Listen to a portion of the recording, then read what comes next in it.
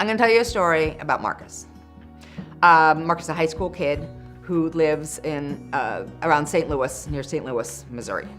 Marcus's mom works a shift so that Marcus has to get himself off to school in the morning, but he's in high school. Marcus had missed 28 out of the last 30-something days of school. He'd been marked absent, which is not a recipe for success. Clearly there's something going on, and he'd ended up on the juvenile court's radar screen, as often happens with truancy cases.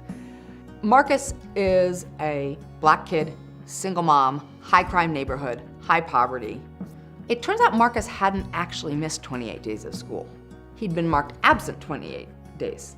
But Marcus had actually made it to school most days. But the reason he was late is because he'd been walking to school or getting a ride. He had missed his bus.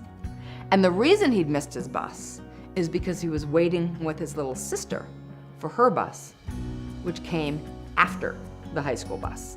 And the reason he had started waiting with his little sister for the bus is because something bad had happened in the neighborhood, and he and his mom had decided it wasn't safe.